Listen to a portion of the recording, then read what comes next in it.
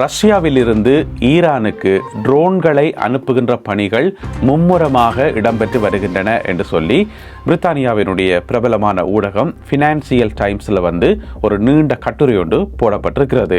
அந்த கட்டுரையில் வேறு என்ன எல்லாம் சொல்லப்பட்டிருக்கிறது, ரஷ்யாவினுடைய ட்ரோன்கள் எப்போது ஈரானை சென்றடையும், அதனால் ஏற்படக்கூடிய மாற்றங்கள் என்ன, தனியாக ரஷ்யா ட்ரோன்களை மட்டும்தான் அனுப்புதா அல்லது வேறு எதையாவது ஒன்று அனுப்புதா, ரஷ்யாவிடம் இருந்து ஈரானுக்கு கிடைக்கக்கூடிய உதவிகளை அமெரிக்காவாலோ இஸ்ரேலாலோ தடுக்க முடியுமா, அப்படி தடுக்க முயன்றால் என்ன நடக்கும், இது மாதிரியான நிறைய கேள்விகள் இருக்குதானே.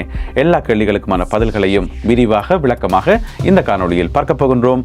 தமிழடியான் வேர்ல்டு யூடியூப் சேனலுக்கு உங்கள் அனைவரையும் வருகவென அன்புடன் வரவேற்கின்றேன். மார்ச் மாதம் 26ஆம் தேதி 2026ஆம் ஆண்டு வியாழக்கிழமை பிரித்தானிய நேரம் நள்ளிரவு 2 மணிக்கான செய்திகள். இந்த யுத்தம் ஆரம்பித்து இப்போ 1 மாதம் ஆகுது தானே, இன்னும் ஒரு 2 நாள் போனால், அதாவது மார்ச் மாதம் 28ஆம் தேதி வந்தால் சரியாக 1 மாதம் முடிய போகுது. இந்த 1 மாத காலமாக ரஷ்யா தாராளமாக உதவிகளை செய்து வருகிறது. ஆனால் அந்த உதவிகள் எப்படியான உதவிகள் என்று சொன்னால், ஒன்று சட்டலைட் மூலம் இமேஜஸ் எடுத்து தகவல்களை எடுத்து அந்த புலனாய்வு தகவல்களை வழங்குறது, அது முதலாவது. ரெண்டாவது இடங்களை காட்டி கொடுக்கிறது, இன்னென்ன இடத்துல அமெரிக்க கப்பல் இருக்குது, இன்னென்ன இடத்துல அமெரிக்கன் பேசஸ் இருக்குது, இந்தெந்த இடங்களில் இஸ்ரேலிய விமானங்கள் வந்து கொண்டே இருக்குது. இந்த மாதிரி புலனாய்வு தகவல்களை ரஷ்யா தொடர்ந்து வழங்கி கொண்டே வருதுன்றது எங்கள் எல்லாருக்குமே தெரியும். அது அமெரிக்காவுக்கும் தெரியும், இஸ்ரேலுக்கும் தெரியும். ஆனால் ஒன்றுமே செய்ய முடியாது. ரஷ்யாட்ட போய் சொல்ல முடியுமா, அல்லது ரஷ்யாவுக்கு எதிராக மிரட்ட முடியுமா? ஒன்றுமே செய்ய முடியாது. எனவே 2 நாடுகளும் அமைதியாக பார்த்து கொண்டிருக்கிறார்கள். ரஷ்யா தாராளமாக உதவி செய்து கொண்டிருக்குது. இது முதலாவது உதவி. இரண்டாவது உதவி ரஷ்யாவில் இருந்து உணவுப் பொருட்கள், மருத்துவ பொருட்கள், மற்ற பொருட்கள் எல்லாம் தொடர்ச்சியாக ஈரானுக்கு அனுப்பப்பட்டு கொண்டிருக்கின்றன, அசர்பைஜான் நாட்டின் ஊடாக என்று சொல்லப்படுகிறது.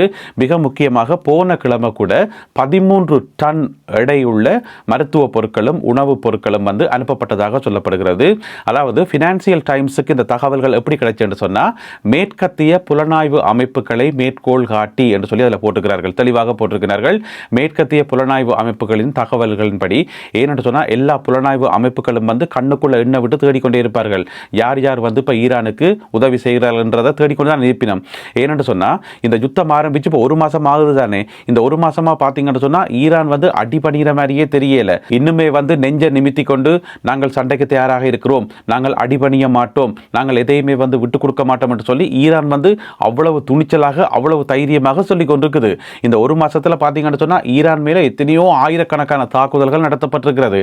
அப்படி நடத்தியும் கூட ஈரான் இன்னமுமே அடிபணியாமல், கொஞ்சம் கூட பயப்படாமல், கொஞ்சம் கூட பின்வாங்காமல் இவ்வளவு தைரியமாக நெஞ்ச நிமித்தி கொண்டிருக்கிறதுக்கு என்ன காரணம்? அதை எல்லா உலக புலனாய்வு அமைப்புகள் ஆய்வு செய்து கொண்டுதான் இருப்பினோம். ஏனென்று சொன்னால் என்ன நடக்குதுன்னு சொல்லி ஈரானுக்கு யாராவது உதவிகள் செய்கின்றார்களா, ஆயுத சப்ளை போகுதா, இந்த மாதிரி கண்ணுக்குள்ள எண்ணெய் விட்டு தேடிக்கொண்டு தான் இருப்பார்கள். அந்த அடிப்படையில் மேற்கத்திய புலனாய்வு அமைப்புகள் சொன்னார்கள் என்று சொல்லி ஃபினான்சியல் டைம்ஸில் இந்த செய்தி போடப்பட்டிருக்கிறது. ஆனால் இப்போ கிடைச்சிக்கிற புதிய தகவல் என்னென்னு சொன்னால், ரஷ்யாவில் உற்பத்தி செய்யப்பட்ட மேம்படுத்தப்பட்ட ட்ரோன்கள் அனுப்பப்படுகின்றன, அந்த ஷிப்மெண்ட் ரெடியா இருக்குது என்று சொல்லி. இந்த யுத்தம் ஆரம்பிச்ச முதல் 2-3 நாள்லயே ஈரானுக்கும் ரஷ்யாவுக்கும் இடையில ஒரு ரகசிய பேச்சுவார்த்தை ஒன்று நடந்ததாம். அந்த ரகசிய பேச்சுவார்த்தையில ட்ரோன்கள் திறனும் ஆயுதங்கள் திறனும், மிக முக்கியமாக ரஷ்யாவுக்கு சொந்தமான S-400 இந்த வான் பாதுகாப்பு பொறிமுறையை திறனும் என்று சொல்லி ஈரான் கேட்டதாம். ஆனா அதுக்கு ரஷ்யா ஒத்துக்கொள்ளல என்று சொல்லப்படுது. ஏன் ஒத்துக்கொள்ளல என்றதை நான் இந்த காணொளியினுடைய பிற்பகுதியில் சொல்றேன். இப்ப பாத்தீங்கன்னு சொன்னா ட்ரோன்கள் உட்பட சில பல பொருட்களை ஈரான் கேட்டதாகவும் அவற்றை வழங்குவதற்கு ரஷ்யா ஒப்புக்கொண்டதாகவும், அதாவது யுத்தம் ஆரம்பிச்ச ஒரு 2-3 நாள்லயே இந்த பேச்சுவார்த்தையெல்லாம் நடத்தி முடிச்சு ஏற்கனவே அது ப்ரோசஸ்ல இருக்குது, இந்த ஷிப்மெண்ட் ப்ரோசஸ்ல இருக்குன்னு சொல்லப்படுகிறது. எனவே மிக விரைவில் ரஷ்யால இருந்து ட்ரோன்கள் ஈரானை நோக்கி அனுப்பப்படும். இங்க இருக்கக்கூடிய முக்கியமான கேள்வி என்னன்னு சொன்னா, ட்ரோன்கள் மட்டும்தான் அனுப்பப்படுமா என்றது இங்க இருக்கக்கூடிய கேள்வி, அல்லது இன்னும் ஏதாவது கூட குறைய வச்சு எக்ஸ்ட்ராவா 4-5 விஷயங்கள் அனுப்பப்படுமா என்றது எங்களுக்கு தெரியாது. மேற்கத்திய புலனாய்வு அமைப்புகள் இன்னுமே அதை கண்டுபிடிக்கல. எனவே ரஷ்யால இருந்து ட்ரோன்கள் வரப்போகுது. இப்ப ரஷ்யால இருந்து மருத்துவ பொருட்கள் வாரத்துக்கும் உணவுப் பொருட்கள் வாரத்துக்கும் ட்ரோன்கள் வாரத்துக்கும் நிறைய வித்தியாசம் இருக்குது. ஏன்னு சொன்னா, ட்ரோன்கள் ஆயுத வகைக்குள்ள வருது. இப்ப உணவுப் பொருட்களையும் மருத்துவ பொருட்களையும் அனுப்பி போட்டு ரஷ்யா சிம்பிளா சொல்லலாம், ஒரு நாடு கஷ்டத்தில் இருக்கக்குள்ள நாங்கள் மனிதாபிமான உதவி செய்தோமப்பா, அந்த நாட்டில் மக்கள் காயப்படுகிறார்கள், கொல்லப்படுகிறார்கள், அவர்களுக்கு சாப்பாடு கொடுக்கணும், மருந்து கொடுக்கணும், அதுதானே ஒரு நாட்டினுடைய கடமை என்று சொல்லி சிம்பிளா முடிக்கலாம். ட்ரோன்கள் கொடுத்தா அப்படி சொல்ல முடியுமா? சொல்ல முடியாது. ட்ரோன் கொடுக்கும்போது ரஷ்யா வந்து இன்னும் ஒரு ஸ்டெப்பை எடுத்து வைக்குதுன்னு அர்த்தம். இப்போ ட்ரோன்கள் கொடுக்கறத வந்து தடுக்க முடியுமான்னு கேட்டால் அதெல்லாம் முடியாது, தடுக்க எல்லாம் முடியாது. வேணுமெண்டா ஒரு அறிக்கை விடலாமே தவிர மற்றபடி தடுக்க எல்லாம் முடியாது. ஆனால் ட்ரோன் கொடுக்கும்போது ரஷ்யா அடுத்த ஸ்டெப்பை எடுத்து வைக்குதுன்னு அர்த்தம். என்ன மாதிரியான ட்ரோன்கள் ரஷ்யாவிலிருந்து இங்கே வருதுன்னு சொன்னால் அதுக்கு ஒரு பேர் இருக்குது, கரன் 2. இந்த வகையான ட்ரோன்கள் கரன் 2 இப்போ நீங்கள் படத்தில் பார்க்குற இந்த ட்ரோன்கள் தான். அதாவது வந்து ஈரான் வந்து ஷஹீட் 136 ஷஹீட் 136 என்று சொல்லி ட்ரோன்களை உற்பத்தி செய்தது தானே. அந்த ட்ரோன்களை வந்து எப்படி உற்பத்தி செய்ததுன்னு சொன்னால் ஈரான் தனக்கு தெரிஞ்சபடி தன்னுடைய தொழில்நுட்ப அறிவுக்கு ஏற்றபடி இந்த மாதிரியான ட்ரோன்களை வந்து வடிவமைச்சு அதுக்கு ஷஹீட் 136 என்று பேரும் வச்சு அந்த ட்ரோன்களுக்கு வந்து ஒரு லிமிடெட் கெப்பாசிட்டி தான் இருந்தது. அந்த லிமிடெட் கெப்பாசிட்டி உள்ள ட்ரோன்களை தான் ஈரான் வந்து வச்சிருந்தது. பிறகு ரஷ்யாவுக்கும் யுக்ரைனுக்கும் இடையில யுத்தம் ஆரம்பிச்ச பிறகு ஈரான் என்ன செய்து விட்டது, நிறைய ட்ரோன்களை வந்து ரஷ்யாவுக்கு கொடுத்தது.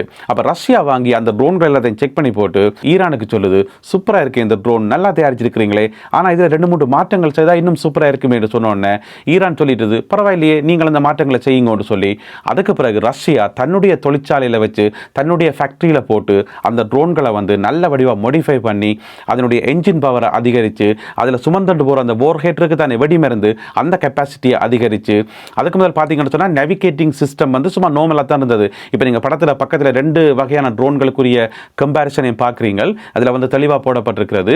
அந்த நேவிகேஷன் சிஸ்டம் வந்து நார்மலாக இருந்தது ஈரான் தயாரிக்கும் போது. அதை வாங்கி ரஷ்யா வந்து மோடிஃபை பண்ணும்போது அந்த நேவிகேஷன் சிஸ்டம் வந்து ஒரு ஹை லெவலுக்கு வருது. அதுக்கு பிறகு வந்து ஜாமிங் சிஸ்டம் வந்து ஈரான் தயாரிக்கும் போது நார்மலாக இருந்தது. அதை ரஷ்யா வந்து மோடிஃபை பண்ணும்போது ஜாமிங் சிஸ்டம் வந்து மேம்படுத்தப்படுது, அட்வான்ஸ்டுக்கு வருது. அதாவது எங்கேயாவது ரேடர்கள் இருந்தால் அந்த ரேடர்களில் தெரியாத மாதிரி இந்த ட்ரோன்கள் வளைஞ்சு நெளிஞ்சு போகக்கூடிய மாதிரி அதில் மேம்படுத்தப்பட்ட தொழில்நுட்பம் எல்லாத்தையும் வந்து ஆட் பண்ணி அதை நாங்கள் சுருக்கமாக சாதாரணமாக சொல்ல போனால் ஈரான்கிட்ட இருந்து அந்த ட்ரோனை வாங்கி அதில் மானே தேனே பொன்மானே எல்லாம் போட்டு ரஷ்யா வந்து பயங்கரமாக மோடிஃபை பண்ணிட்டுது. மோடிஃபை பண்ணி அதுக்கு பேரை மாற்றி கரன் 2 என்று சொல்லி பேரும் வச்சிருக்குது. இப்போ அந்த மோடிஃபை பண்ணப்பட்ட ட்ரோன்களை தான் ரஷ்யா அனுப்ப போது ஈரானுக்கு. அனுப்ப போதா அல்லது ஏற்கனவே அனுப்பிட்டா அது எங்களுக்கு தெரியாது. ஆனால் அனுப்ப போது என்றதான் இந்த ஃபினான்சியல் டைம்ஸில் போடப்பட்டிருக்கிற செய்தி. சரி, அடுத்த முக்கியமான விஷயம், ரஷ்யா எதற்காக ஈரானுக்கு உதவி செய்யணும் என்று கேட்டீங்கன்னு சொன்னால் அதுக்கு நிறைய காரணங்கள் இருக்குது. ஆனால் இந்த முறை வந்து ரஷ்யா உதவி செய்யறதுக்கு 2 விதமான காரணங்கள் இருக்குன்னு சொல்லி சொல்லப்படுது. ஒன்று வந்து இந்த போரில் வந்து ஈரான் வெற்றி பெறணும், ஈரான் வந்து தோற்கவே கூடாது, ஈரான் வந்து ஸ்டெடியாக இருக்கணும் என்றது ரஷ்யாவினுடைய முதன்மை விருப்பம் என்று சொல்லி ஃபினான்சியல் டைம்ஸில் வந்து போடப்பட்டிருக்கிறது. எந்த ஒரு காரணத்தை கொண்டும் ஈரான் வந்து தோற்கவே கூடாது. இப்போ நெருக்கமான நல்ல நண்பர்கள் தான் 2 நாடுகளும். அப்போ சொல்லுவார்கள் தானே சாதாரணமாக, மச்சான் நீ தோக்க நான் விடவே மாட்டேன், உன்னை நான் எப்படியாவது காப்பாற்றுவேன், உயிரை கொடுத்தாவது காப்பாற்றுவேன் சொல்கிறது தானே. அதே மாதிரி இப்போ ரஷ்யா சொல்லியிருக்குது ஈரானுக்கு, உயிரை கொடுத்தாவது உன்னை நான் காப்பாற்றுவேன் சொல்லி. அப்போ யுத்தத்தில் வந்து வெற்றி வர வைக்கணும்ன்றது முதலாவது நோக்கம். 2வது வந்து இப்போ இருக்கிற நிர்வாகம் இருக்குத்தானே, ஈரானினுடைய அந்த அரசியல் சூழ்நிலை அது வந்து ஸ்டெடியாக இருக்கணும், அதில் எந்த மாற்றம் பெறக்கூடாதுன்றதை ரஷ்யா விரும்புது என்று சொல்லி இதில் போடப்பட்டிருக்கிறது. யோசிச்சு பார்த்தோம் என்று சொன்னால் எத்தனையோ தலைவர்கள் வந்து கொல்லப்பட்டிருக்கிறார்கள். சுப்ரீம் லீடர்ல இருந்து அலி லர்ஜானில இருந்து எத்தனையோ பேர் கொல்லப்பட்டிருக்கிறார்கள். ஆனால் அந்த நிர்வாகம் வந்து இன்னமும் ஸ்டெடியாக தான் இருக்குது. அதைத்தான் ரஷ்யா விரும்புது என்று சொல்லி இதில் சொல்லப்பட்டிருக்கிறது. எனவே இந்த 2 காரணங்களை முன்னிட்டு ரஷ்யாவினுடைய உதவிகள் தொடர்ந்து கொண்டு தான் இருக்கும் என்று சொல்லி சொல்லப்படுகிறது. சரி, ரஷ்யா வந்து என்னென்ன வழிகளில் வந்து உதவி பொருட்களையும் ஆயுதங்களையும் அனுப்ப முடியும் என்று பார்த்தீங்கன்னு சொன்னால் 3 வகையான ரூட் இருக்குது.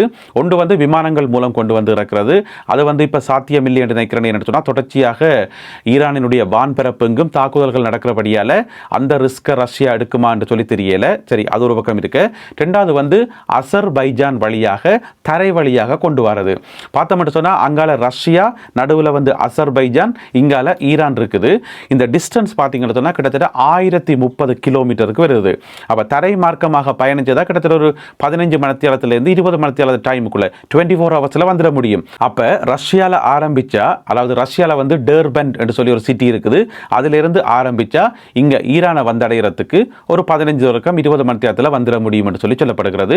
இது முதலாவது ரூட், லேண்ட் ரூட். 2வது ரூட் வந்து கடல் மார்க்கம்.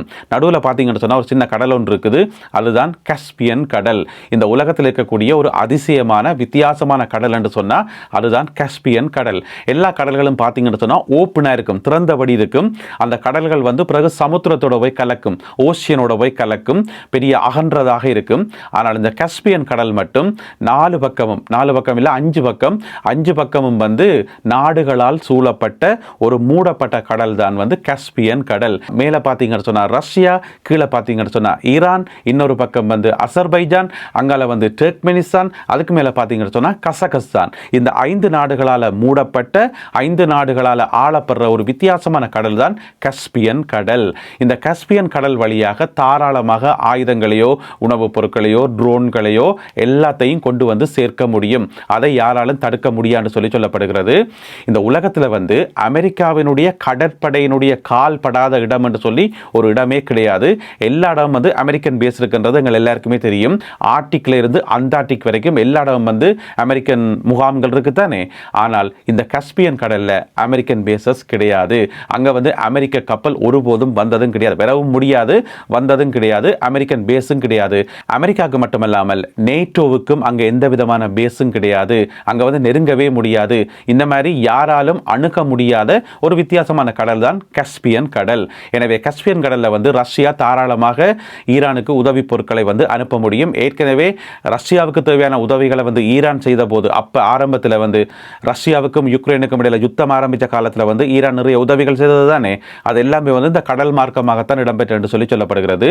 இந்த கடல் மார்க்கத்தில் நடக்கிற உதவிகளை வந்து அமெரிக்காவாலேயோ இஸ்ரேலாலேயோ அவ்வளவு இலகுவாக தடுக்க முடியாது.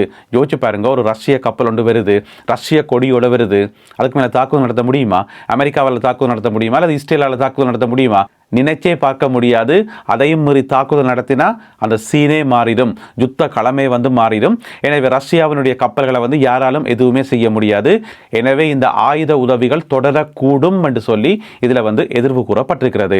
சரி, இந்த காணொலியினுடைய ஆரம்பத்தில் நான் சொன்னதானே S-400 அந்த வான் பாதுகாப்பு பொறிமுறையை வந்து தர்றதுக்கு ரஷ்யா தயங்கினது, ஈரானுக்கு கொடுக்கறதுக்கு தயங்குது. ஏனென்று சொன்னால் ஒன்று வந்து அது அவ்வளவு பெரிய சிஸ்டம் என்று சொல்லி, அந்த சிஸ்டத்தை வந்து ஈரானியர்கள் வந்து லேர்ன் பண்ணி முடிக்கவே 4-5 வருஷம் செல்லும் சொல்லி. ஏன்னு சொன்னா அவ்வளவு மிக பிரமாண்டமானதும் அவ்வளவு காம்ப்ளிகேட்டட் ஆனதுமான ஒரு சிஸ்டமாம் அந்த வான் பாதுகாப்பு பொறிமுறை.